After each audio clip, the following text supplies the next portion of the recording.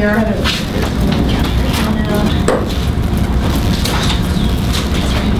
Yeah. Bless you. Bless you.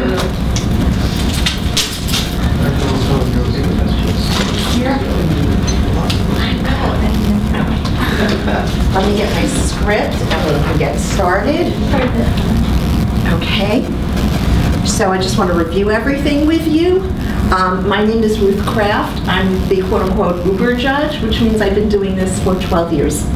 And in real life, I was an actual judge for 14 years in the state of New York. My specialty is employment and labor law. I'm now in practice. I want to have the other judges introduce themselves. Sir? My name is Ernie Broughton. I'm the director of the MBA in Executive Education program at St. Mary's University in San Antonio. I'm also a senior advisor for the Ethics and Compliance Initiative, and formerly a chief ethics officer at USAA, United Services Automobile Association in San Antonio. And I'm Maura McGinty-Kloss, and I'm senior vice president of the Ethics and Compliance Initiative. Okay. So let me just repeat the rules of the game here so that you know all of this. In this competition, you are taking on a fictional identity in a business, and you're going to be assigning fictional identities to us so that we may not be acting as ethics officers and judges. You may have something else in mind for all of us. So please make sure we know who you are and we know who we are before you get started. You're going to have 25 minutes with a 5-minute cushion built in to describe the legal, financial, and the ethical dimensions of a problem, and then, of course, to recommend a solution that passes muster on all 3 grounds. During this time, the first 25 minutes, you will not be interrupted. When you are finished, the 3 of us are going to begin asking you questions. You're going to be on the hot seat for 20 more minutes. I'm going to ask the first questions, and then I'll turn it over to my colleagues. During the Q&A, both you and we will be staying in character. After the Q&A is over, you're then going to hear feedback from all of us outside the role playing. So we go back to real life then. I want you to keep a few important things in mind. First of all, the ethical aspects of your analysis are clearly the most important part because this is a business ethics competition.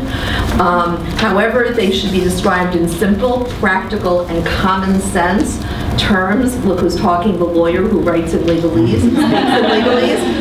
Using technical philosophical terminology or basing your argument on religious or theological grounds would be considered a major weakness in terms of the scoring. Similarly, as I read this, any member of the team reading his or her part will also be considered a big mistake. Although you may refer to notes, certainly. During the presentation, each member of the team must have a speaking role. So at the end of the 30 minutes, the 25 really, you'll have 20 minutes of questioning, then a little feedback period, and then that gives us time to complete our evaluation forms. Who is going to be the timekeeper here? Are you all going to share that wonderful responsibility?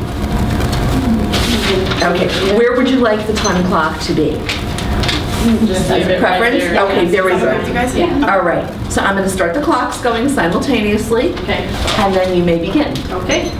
Let's make sure that they're working. 1 out of 2 isn't bad. I've got one working and not the other. Okay, let's start again.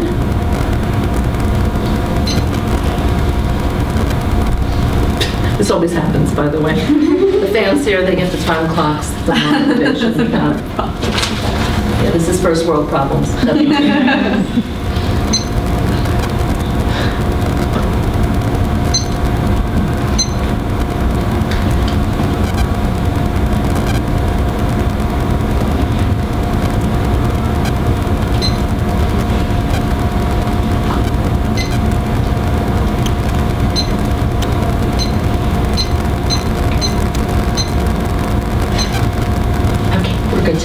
Okay. So good morning.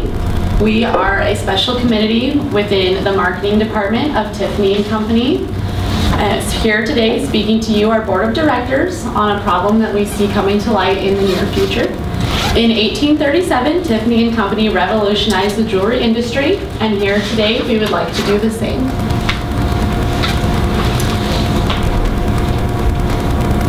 Blood diamonds, also known as conflict diamonds, are stones that are mined out of areas that are controlled by rebel forces who oppose their internationally recognized governments. The rebel forces will often use brutal tactics, such as murder, rape, and torture, to force slaves to mine these diamonds. Once they are sold, that money is used to purchase firearms, as well as fund their military actions. As this issue came to light in the 1990s, the international community decided it was time to take action. So in May of 2000, the South African diamond-producing countries met in Kimberley, South Africa, to begin discussing possible preventative actions that could be taken to ensure that diamond purchases were not financing these conflict diamonds associated with many of the rebel movements across Africa. In 2003, the participating countries, the international diamond industry, and the civil society organizations negotiated the final terms and rules that formulated the Kimberley Process Certification Scheme, abbreviated KPCS.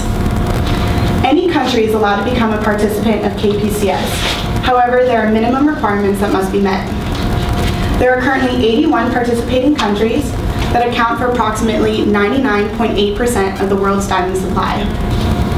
Participants are only legally allowed to trade with other participants, which means they've all met the same minimum requirements, which include enacting national legislation, creating and enforcing import, export, and internal controls, as well as enforcing transparency and exchange of statistical data. While KPCS is inherently good in its intentions, there are many legal, ethical, and financial issues that we as the general public has not been made aware of. So for our next 25 minutes with you, we are going to discuss some of these issues, as well as provide recommendations for how we at Tiffany's can take steps to protect ourselves from this impending scandal coming to light.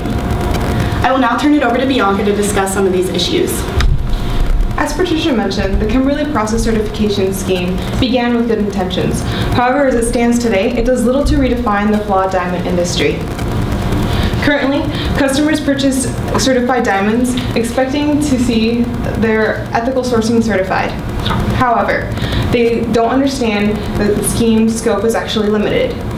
As we've learned, the definition of conflict-free neglects to take into consideration several ethical issues at play. Issues that my colleagues Danielle and Patricia will gladly take over here in a few minutes. However, what I wanted to focus on is this. Currently, the scheme lacks any sort of authority to hold non-compliant countries accountable for their failure to uphold certification standards. Additionally, the several member countries involved slow the process of adopting more effective regulations and processes because it takes a unanimous vote to pass them. This would allow countries to form collusions among themselves and be able to manipulate the scheme's actions and decisions. We believe that we are dangerously close to a potential scandal where the KPCS's shortfalls will come to light, and customers will soon find that they have been misled.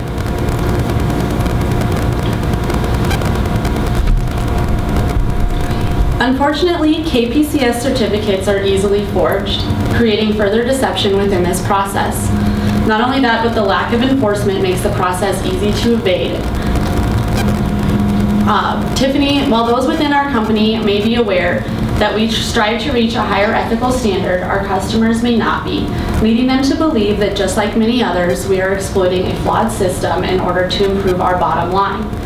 The U.S. only requires that imported diamonds be KPCS certified, but with the number of flaws in this system, a higher, more reliable standard needs to be established.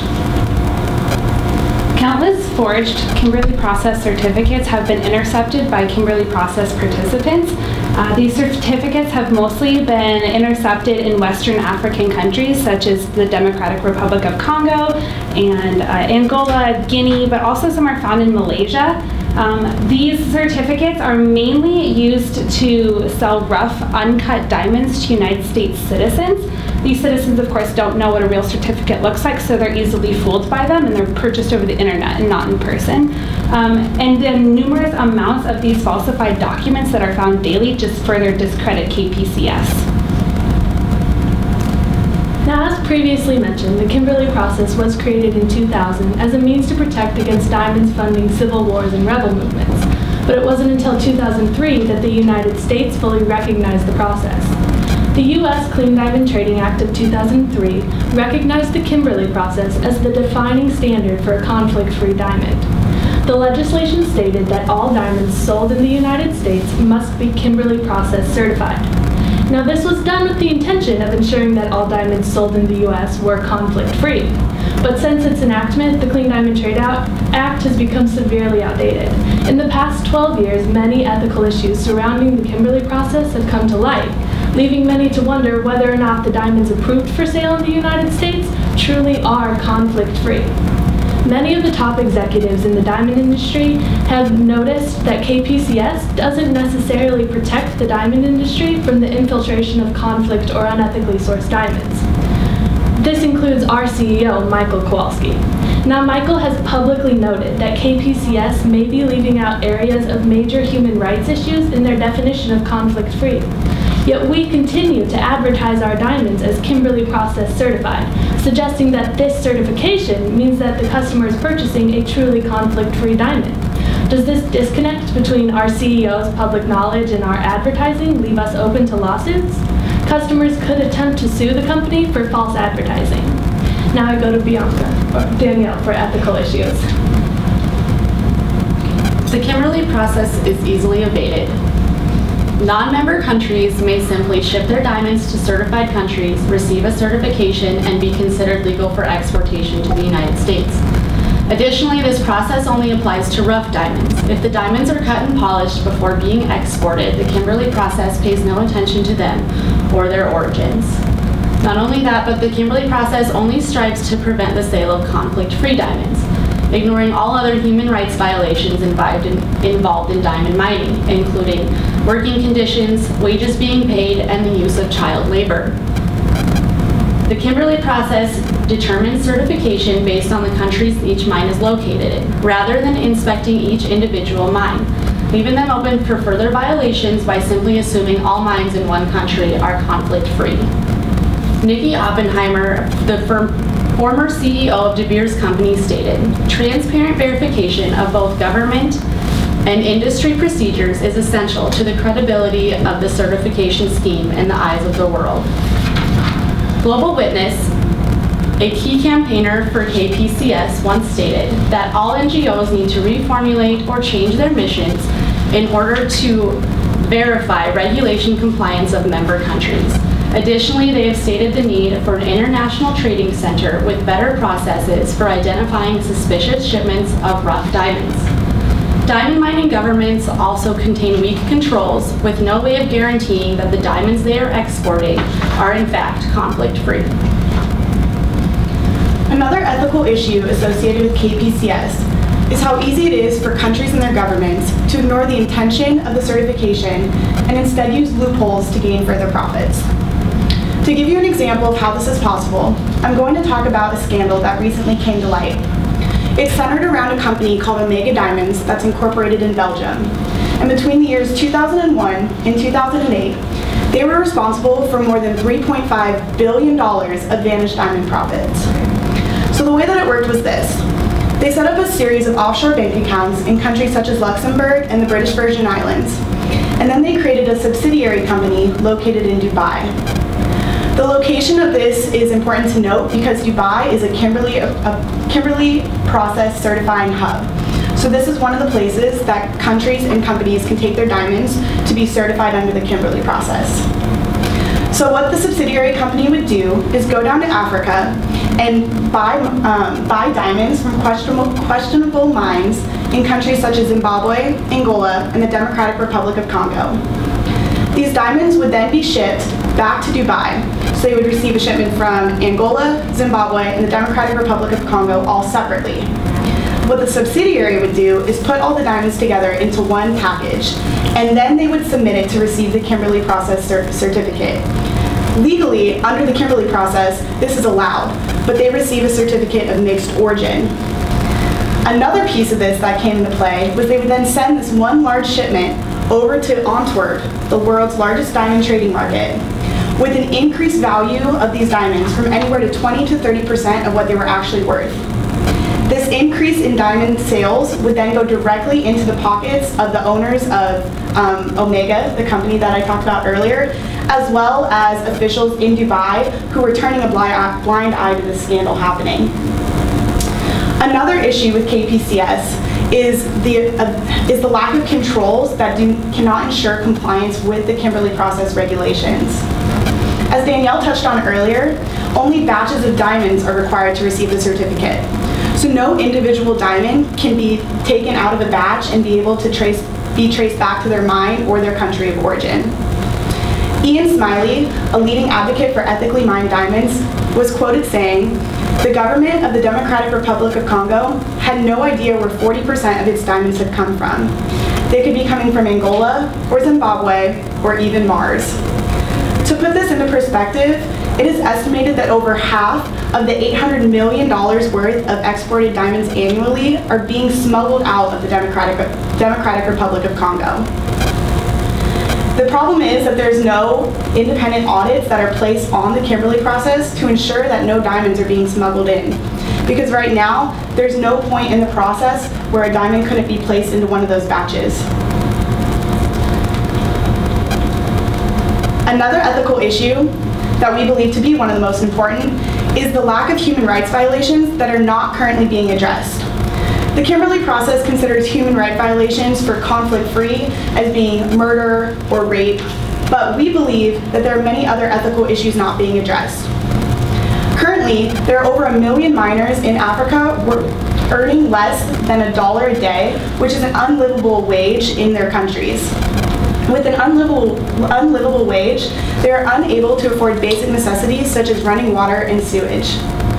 In addition to that, many of these families are hungry and their children are illiterate because they can't afford to feed their families regularly and they have to send their children to work in the mines so they can't attend school. Now, we recognize that for these children, this is a more dangerous occupation than it is for the older male adult miners because they're smaller and they're going to be used to perform the more dangerous activities because they can fit into these narrow mine shafts. In addition to this, many of these miners work in unsafe working conditions because they are not provided proper safety equipment or training in proper techniques. And lastly, for an ethical issue is the harmful effects in the environment. Currently, many of the rivers and streams have been rerouted and polluted, which has led to a death of local wildlife and fish. There's also soil erosion and deforestation taking place that is forcing local populations to have to relocate. And lastly, mining pits are being left open instead of filled, which is a breeding ground for stagnant water to fill up and create waterborne diseases such as malaria that can affect the local populations.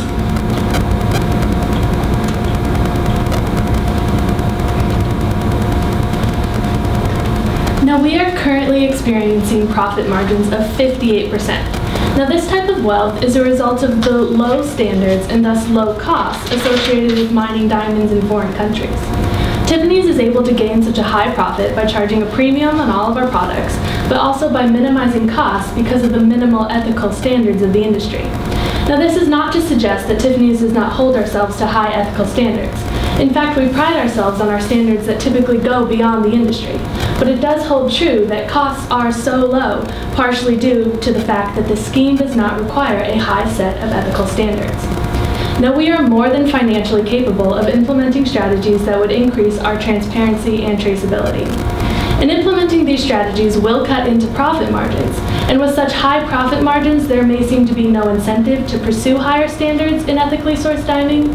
But if KPCS ethical standards are exposed as inadequate, and we have not previously addressed the issue, then we ourselves could face a number of issues that would affect our financial statements.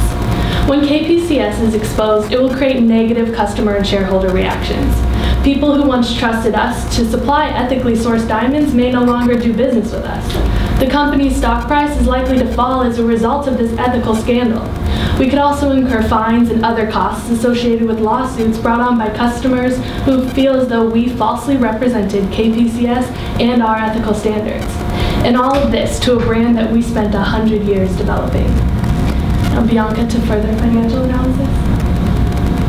As Marie suggested, investors could typically react in two ways when they learn of a scandal like this. We could either react directly to our company's loss of profits due to the cost that we would incur, or to our unethical association with KPCS. Regardless, a scandal like this would signal to investors that management can no longer guide the company well and therefore increase its future uncertainty. General Motors provides us with a great example of the potential negative consequences that we could face. As you all may know, the company overlooked recalls that should have taken place in 2005 for a total and post-scandal cost of $2.8 billion in 2014 alone, and 13 deaths. As a result, GM stock fell about 19% within the year, and more importantly, it has yet to recover back to its previous high trading prices nearly 16 months later. We here at Tiffany & Company are not immune to these effects, especially when we take into consideration our potential market share loss due to the fact if it becomes known that we knew about the scheme shortfalls before the scandal occurred. However, it's important to note that recoveries from impacts like these are possible, but they do take time. However, we as a company can take positive measures, proactive measures in increasing our transparency to avoid these situations. We do have several proposed solutions as to what to do for the future. First is we need to increase our transparency in our operations in Botswana, which is our largest mine. We feel that we need to share the mining, cutting, and polishing processes. We hope that being transparent with this mine will set the model and set the standard for what is to be expected for ethical diamond mining. We also want to communicate the Tiffany standard through a new marketing strategy.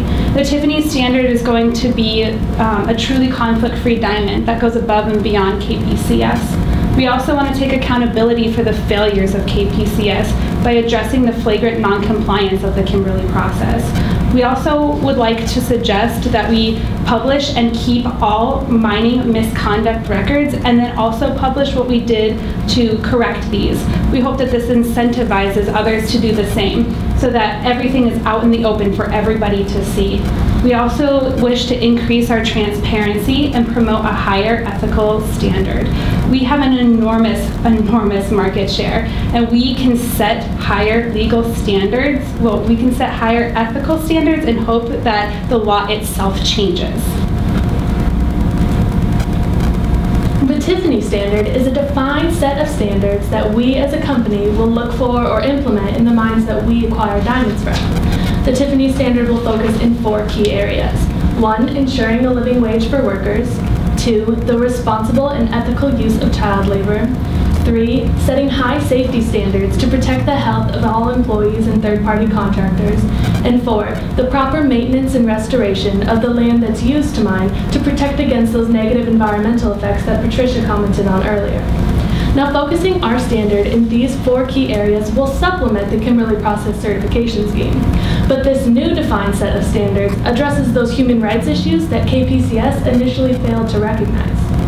Now, as Molly just suggested, we are saying that we would like the Tiffany standard to first be implemented in the Botswana mine because it's our largest in size and because of all of the processes and that location, and then it will later on be adopted by our other mining locations.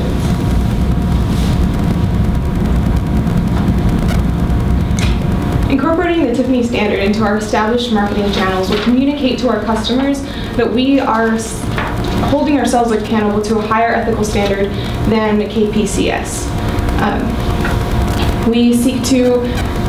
We believe that in order to achieve this or to add credibility to this statement, we need to involve our customers in a diamond's journey throughout our supply chain. By doing this, we feel the best measures actually to take this step are by incorporating holistic advertisements in our marketing campaigns, designing and including a certificate of origin with every diamond purchased, and retraining our employees to increase the consumer confidence in our product. Through holistic advertising, we desire to educate the customer on the several processes that are overlooked while we're transforming a diamond into an object of flawless beauty. These ads, like the ones you would see in your handouts, would show our customers that we take care of all the communities involved in every process of the diamond. Through incorporating a certificate of origin, we would increase our traceability by sharing with the customer where the diamond was sourced, both to what country and in what mine. While retraining our employees, we want to educate them about the ethical standards or ethical obstacles that we face in this industry and what we as a company do to overcome them. They would then share this information with the customer, which would establish brand trust and loyalty, which we could then use to increase our brand recognition. We believe that we here at Tiffany's are in a prime position in the market to lead the way in emphasizing socially responsible business practices that respect the rights of the human beings and the environment. Now, we recognize that there are also a number of ethical issues that KPCS is currently not addressing, but we also know that we can't tackle them all at once. So instead, we want to focus on what we believe to be the most important, which are the human rights violations not currently being addressed, as well as the harmful effects on the environment. To address the human rights violations, we want to ensure that all of our diamond purchases are only coming from mines that pay their miners a living wage, as well as provide safety equipment and proper training. In regards to the children working in the mines, we recognize that for many of the families, they don't have another option. But to us, we believe that education is vital for these children. So we would like to follow in the example of Adidas, who has shown that it is financially feasible to send the children to school for half the day while paying for them to, or paying a full day's worth of work while allowing them to only work that first half of the day. In regards to the effects on the environment, we would like to restore any previously mined land to the condition they were in before we started mining there. We would also like to take steps in any future land that we mine to restore it back. Some simple steps we can take include replacing topsoil, as well as filling these mining pits so they no longer fill with that stagnant rainwater.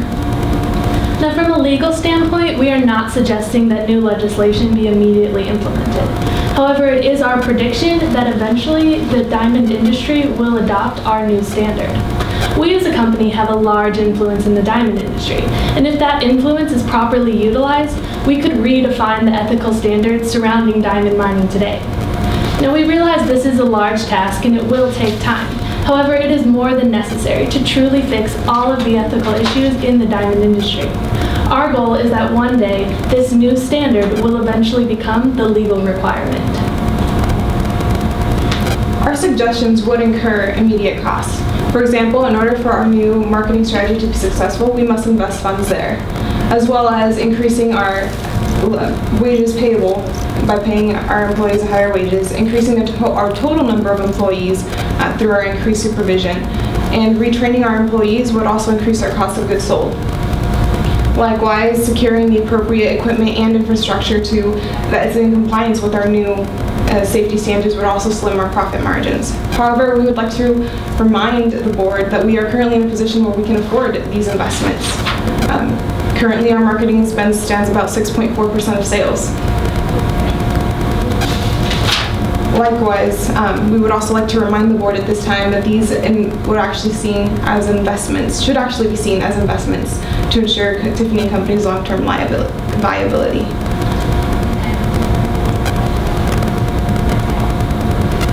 In the long run, we want to protect the products that we sell from negative publicity. We need to be open and transparent with our customers so they stay loyal to us and they have trust in us. We want to further the value of our brand. We do recognize that this will be expensive at first, but as Marie said, we can afford it.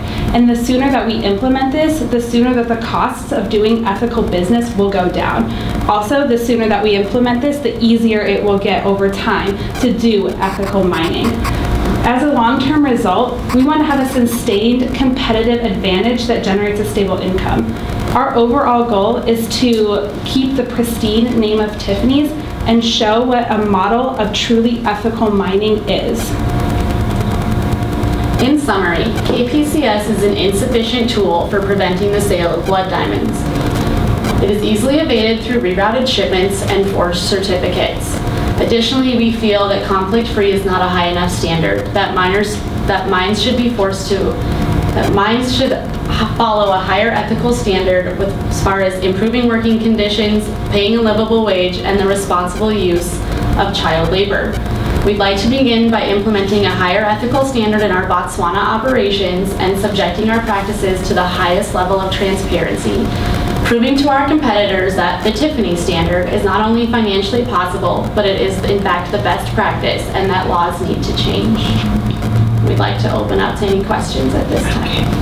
Let me clear the memory so we can start the timer again for the next 20-minute period. This one's very recalcitrant and refuses to stop.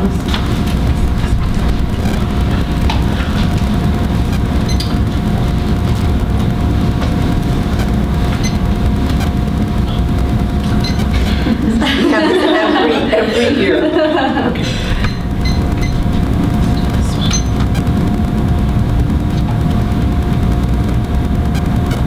Wants to give you 2 hours of questions, right?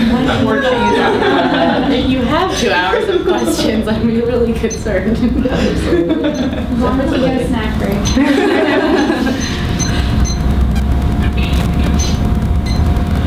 Okay, so now we've got 20 minutes to go. All right, let me ask you a question. Of the 58% profit margin that we have, do you know what the breakdown is between the diamonds and the gold and the silver and what I call the tchotchkes, you know, all these keychains with a T on them and the Paloma Picasso? How much of our profit is really based on the diamonds? That is something I didn't quite break down. However, we are, compared to the industry, even that profit margin is exceeding. Like right now, the industry average for jewelers in general is about 25%. We're sitting around 60. Now, I'm a little bit confused about something because you were talking about the mines, particularly in Botswana. Do we own these mines in Botswana, or are we contracting with third-party owners of the mines to produce diamonds that we've agreed to take a certain, volume per year? We own a subsidiary that owns and operates all of our mines across the globe. In Botswana, not only do we own a mine, but we also own a cutting and polishing process, which is why we felt that that would be the best place to start. Does that mean we don't have to go through De Beers for the pricing of the diamonds? Because De Beers is the cartel that sets all the prices because we own our own means of production? For not 100%, but somewhat. I mean, we do have our own steady supply of diamonds, but we don't get all of our diamonds strictly from our own subsidiary. In the diamond business, what's our market share relative to all other jewelers? I don't recall at this point, but I do recall it being large. I know our market capitalization is considerably higher than the industry. Okay, so I get the part about how we are branded probably above all other jewelers in the United States, especially with the blue, even our color, right? I mean, nobody cares what's in the box, just that it comes in that famous blue box. But here's my question. When you talked about us versus GM and the consequences, if GM produces a car that's dangerous, it kills people. If you produce a diamond, the diamond doesn't kill people. I mean, it may kill people in the mine, but the woman who wants one of these on her hand when she gets engaged may not necessarily be thinking about the hands that produce the goods. We're just trying to get them to think about those hands more. That's really the goal of this entire marketing strategy of implementing the Tiffany standard. Okay, so I get this all as a marketing tool, that we can portray ourselves as having the highest standard, and that we have moral integrity above all of the K-jewelers of the world, okay? But seriously, so it's a great marketing campaign. Even your visual is wonderful. But how far do we need to go? Because we're probably ahead of everybody else. I mean, do we do this sequentially? Do we test the market a little bit? Or do we go whole hog? I mean, currently there is a market for customers who are seeking, ethically sourced diamonds. We have, for example, there's Brilliant Earth over in Canada. There are a lot of Canadian mines who are strictly, that's their whole advertising. And it's not just, they don't see it as just a marketing campaign. They see it as actually that's where the customer is going, that's going to be their new taste, and so that's where we want to come in as well. Oh, okay. Let me ask a question about the kids in the school. do the countries that you put up, Sierra Leone, Botswana, etc., do they have age requirements where a child must stay in school to a certain age that would preclude child labor? Not that I'm aware of to be able to provide information on that. If we wanted to prevent a mine from hiring child labor, isn't it relatively easy for us to just say in our Botswana mine, we prohibit the employment of children? The problem with that is the fact that those kids are making money for their families to live, to even have food on their table. So to prohibit that, we'd actually probably be making their lives worse by the fact that we pay their parents more so that that we could easily preclude children from working? We could, but another issue that's faced with that is there's still that option of things such as prostitution that they could send their children into instead, to be bringing more money into their families rather than sending them to work in the mines.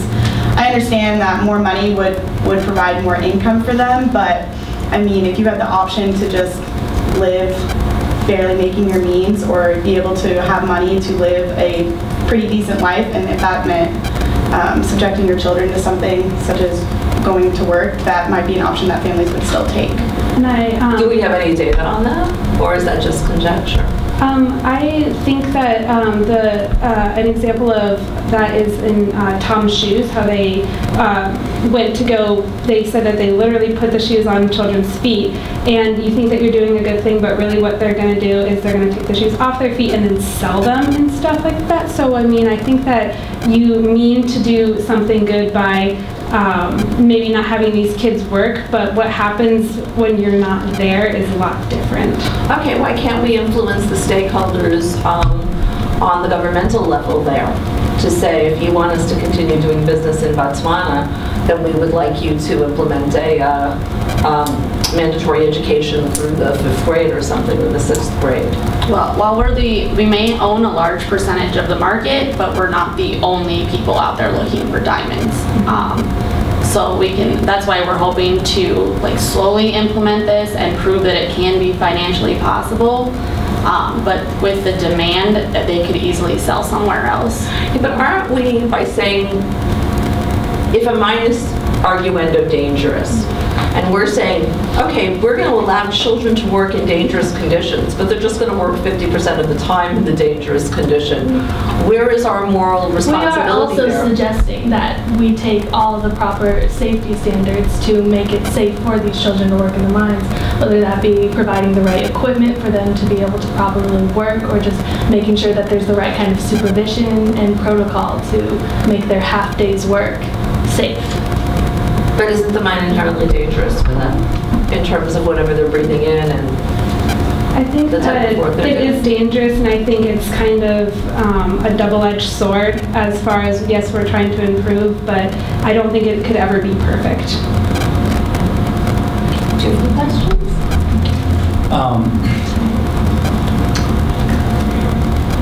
To address your question, go ahead. So I guess to address your question more about, it's inherently dangerous. I mean, it's not like the mine itself is horrible. I mean, that's where the responsibility of the company goes, to make it completely outfit it for safe standards, and that's what we're pushing here. It's not like we're just taking a child and saying, hey, go work in the mine. It's actually, does that make sense? We're taking steps to create that safety.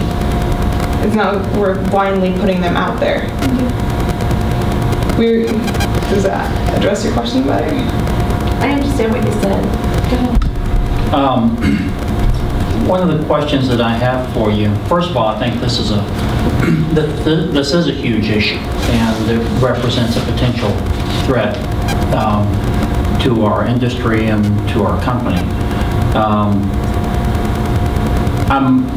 I understand the idea of starting off with one mine, but do we put ourselves in an awkward position when we have our Tiffany standard for the Botswana mine, but we source from other people who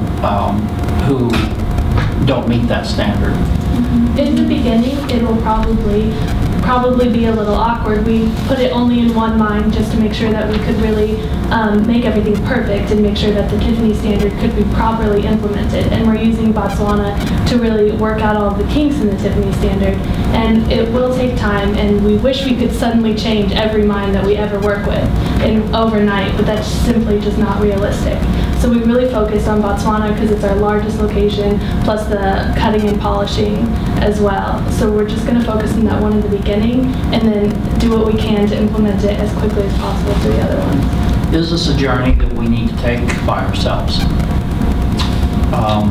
And I'd like to suggest to you, in the good thinking that you put to this matter, what happened in the garment industry, where companies that had this vested interest came together. I like the idea of the Tiffany standard, but is the issue really so paramount that it doesn't really matter whether it's Tiffany's idea or not? That really what we need to be doing is to striking an alliance with other organizations and forming an association that actually changes the conditions overall.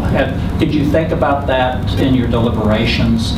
And if you did, what was your reasoning in terms of choosing the Tiffany standard approach rather than the alliances? An alliance would be definitely beneficial moving forward. We're hoping that with our Botswana implementation, we can take that evidence further to show that this is financially possible, rather than approaching anyone with an idea that they may not deem feasible for what they're doing or for how they're practicing right now. So we're hoping that we can use this example to show people that this is definitely possible, so that we have some evidence to bring towards some sort of alliance that we could maybe work out later on, and then eventually press for a higher legal standard. May I build on that question? My concern as a board member of this organization is that when we implement the Tiffany standard in Botswana, suddenly we put all the floodlights on every other mine, every other opportunity and source of our diamonds. And have we opened a snake pit or painted a target on our backs? I don't necessarily think it'd be a target on our backs. Opening the snake pit could be beneficial in the long run, because this is an issue that many people are not even aware is going on. This isn't something you think about when you're buying a diamond. You're excited, you're getting a ring. You don't, no one's really thinking about what's going on behind the scenes. And maybe there'd be those customers who are seeing this as, well, why didn't you do something sooner, or what about these other mines? But with an effective marketing campaign, we can show our consumers that we are aware of this issue, we're taking the steps, and we want to close that snake pit up and fix it as best we can. But what I'm concerned about is our legal vulnerability. I mean, what happens when there's an injury in, what's another country, what's another operation, and suddenly there's an injury there? How do we counter that publicly once we've sort of created this higher operation here, and then we've allowed everyone else just to be vulnerable? What about the potential for protests in other countries? I mean, we do operate at a higher ethical standard than the rest of the industry is already. We're just using Botswana as our main example. As far as the legal aspects, I mean, I can see this, to pick up on your question, on the front page of Tiffany's home base, the New York Times. And the New York Times will say, look at this wonderful advertising and marketing campaign. They're marketing themselves, we're marketing ourselves as beyond the highest ethical standard. And maybe we are in Botswana, but guess what? Maybe. All it takes is a reporter talking about Sierra Leone and Malaysia and Zimbabwe saying, well, you know what, it's all a smokescreen. The one plant, they're really doing it right, but the others, business as usual. And what is that going to do to us in terms of public opinion? Could I counter your question with a question? Absolutely. Is it worse that maybe a board reporter finds out about all this and that we're actually not doing anything? Or is it worse that we are seen doing something and maybe things are going wrong? I think how are you going to mitigate against the risk that we've just revealed to you? We could begin implementing this new strategy without marketing. So we haven't told anyone yet this is what we're doing. We don't draw attention to ourselves until we know that we have the ability to protect all of the mines that we're sourcing from. We implement in Botswana, but we don't advertise that we're above the Kimberley process just yet.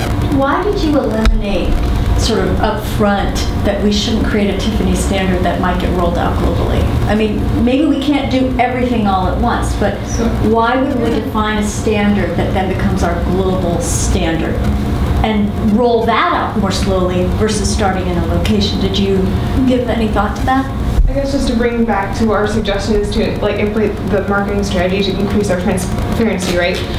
We already have those ethical standards in play with all of our mines, with like all of our vendors. So we have a vendor agreement that they must sign. We take corporate responsibility seriously at our levels. The reason we chose Botswana is because we can then market every step of the way. Remember the holistic advertising, how we could kind of follow throughout the entire chain? That's what we're trying to incorporate in Botswana, if that makes better sense. So it's not the entire... But if I go into Tiffany's to buy my whatever, how do I know it came from Botswana?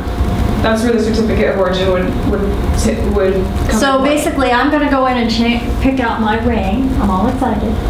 And I've also got to now evaluate all the certificates of where the diamonds came from. They're just going to be offered, or do I have to ask for them? We are suggesting that they would be offered. You'd be able to see a diamond and you'd be like, oh, that's beautiful, also it's from Botswana.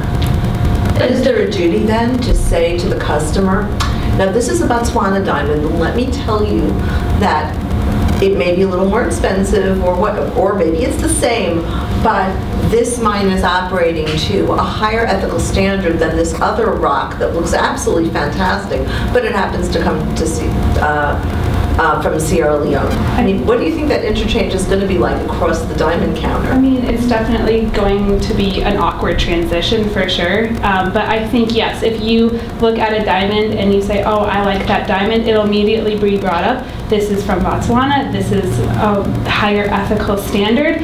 And sooner or later, every single diamond that you see under the lights are going to be, these are all from, the Tiffany standard, that they are all conflict-free. But in that interregnum, as you get from point A to point Z, the diamond purchase is supposed to have a little bit of joy. I mean, why do people go to Tiffany's instead of to 47th Street? There's a cachet, but there's also this joy element to it, right? Especially engagement rings, which is something that Tiffany markets like crazy. So someone's getting engaged, they're all excited, and you're saying something that this is a Botswana diamond to the highest standard. Here's the Sierra Leone diamond, not to the same standard. Isn't it taking, like, souring the Would you be more transaction? upset, though, if you found out later down the line that the diamond you purchased, thinking that Tiffany's was an ethically sourced diamond supplier and that it was, we never told you that our Botswana location was maybe more ethically sourced diamonds than another location? Would you be more upset if you found out later that it wasn't ethically sourced and that the Kimberly process... Can I ask you a question? How many people returned their diamonds because they were quote-unquote blood diamonds? Do we know if this has happened? No, this process hasn't really been taken down yet. The ethical scandal hasn't happened yet. We're trying to beat the process. We want to put it out there that we recognize that the Kimberly process is not perfect, and we want to address that before the scandal. I think I would prefer, as a member of the board, I would prefer to say that we only represent diamonds that come from ethically sourced areas. And I appreciate your recommendation, but I think that to even let people know that we're representing diamonds at this stage that come from ethically questionable sources, I think that could be more problematic for us in some ways than not. And so I appreciate the recommendation, but my inclination on the board would be that we need to only represent diamonds. This is a huge issue, and in business, sometimes you have to do the right thing because it's the right thing to do. And I think that you've pointed us in the direction of what the right thing to do is, but we have to implement it in a way that's consistent with our values. And do you know what our values are at Tiffany's? What, do we have a mission statement, by the way? Yes. As Tiffany's? And if you don't recall it, that's okay. I do not recall it. That's all right. That's all right. But we have a value system. Diamonds are a girl's best friend. The only other thing that I would say is that I would like to see you go back and to develop a better idea of how much this is going to cost. Because even doing the right thing costs money through our procurement and working with our third-party providers, our Botswana operation, the other suppliers. If we're going to hold them to higher standards, we need to factor in and build in the actual, get a good handle on the cost of that, because that is going to impact our bottom line. In that analysis too, one of the things that, as I was listening to your presentation, that I wondered about is maybe did we think about whether or not it'd be better to invest in an industry initiative, as you referenced before, and go after the Kimberley process, so that Tiffany's isn't, as you know, taking it on our own. Was there any thought about that? It's like, yes. I think we're sort of in this quasi-comment and quasi-questioning This is, that's what our goal actually is is for it to be a global initiative to say, you know, shed some light on what the Kimberley process is leaving out of the equation, I should say. So that's actually what we wanted originally in the first place, but we weren't sure if that was exactly, if you would all be for it, so therefore we decided this would be. We hoped that with our large industry influence, if we went and changed our standards, that everyone else would more or less have to follow to keep in accordance with our new standards. Let me ask you one more question, since we've had a little comment going on during the question period. You said that the standard doesn't have an audit component to it, correct? Mm-hmm. Why wasn't one of the recommendations for Tiffany to create its own audit standard and to say to its business partners in these countries, in order to work with us, you have to agree to be compliant with our audits, and we fully intend to send in an outside auditing or consulting team to review? We currently have that. We do have yes. This? So again, this is just the marketing strategy to educate our customers, if that makes sense, of what an ethical diamond looks like and what it's not. And can I just address what you said about going after the Kimberley process? We, as Tiffany's, cannot just throw them away. You cannot bring a diamond into this country without it being Kimberley process certified. So we can't just ditch it because they won't allow it. They won't allow us to have diamonds in this country without it. I think it was more suggesting whether or not our company should inspire strengthening it versus trying to do it. We considered working with the Kimberley process in the beginning and strengthening it, but it's so large, there's 81 countries, and it's not really run well, that we figured the best approach to fix this problem with the scheme was to create our own set of standards that we could make sure we follow, because it's much harder to make sure 81 countries are following a set of standards. What's De Beers' position on this? On the Kimberley process, they are actually they were very important in getting it started. They were a large part of the other alliance. I think it was called the Diamond. It was, I don't remember the name of the corporation, but they helped start the Kimberley process, and De Beers was a part of that. What would happen if we simply partnered with De Beers? Marketed with De Beers? I think that could be a very strategic alliance going forward. I mean, I think everyone has the same goal. When you hear about something like this, it's such, I mean, it tugs at your heartstrings hearing about what's happening and no one's paying any attention to the ethical issues. That's, if we were to align with De Beers or another large diamond corporation, we could really push to eventually have that legislation change with the Kimberley process. So why wasn't that one of the recommendations that you presented to us? We're more focusing on the marketing of our new ethical. This is like marketing an ethical campaign. We're saying we recognize the flaws and we want you to know that we know what's wrong and we do more. Is that putting the egg before the chicken or vice versa? You know, to design a marketing campaign as opposed to a core strategy? I think it was the marketing campaign was more so a step for us to take to ensure that if this scandal was to come to light tomorrow and be on the front page of the New York Times and the Wall Street Journal, and people were reading about this, that if they turned to Tiffany's and said, well, what is Tiffany's doing? They would see that we are taking steps to make sure that we are being above the ethical standards that are currently in place, and that we're aware of this issue, but we're trying to do more. And your role here is, just to clarify, a marketing team? Within Tiffany's. Did you say that at the beginning? Yes. Okay. think we can move on to comments now. We've got around 10 minutes left for that. Would you like to begin? Sure. Nice job. It's hard to do. Now that I've seen number 4, I have more appreciation for these are challenging projects and challenging issues that you all are taking on. The one thing I wanted to comment on is the matching of your comments to your slides. You memorized a lot of material, and that's really impressive. That's a lot of information. But one of the reasons you use PowerPoint actually is to help you convey these concepts so you don't have to keep so much in your head and try to remember it all. And I thought, you know, it would have strengthened your presentation a little bit had you had the opportunity to use your tool a little more.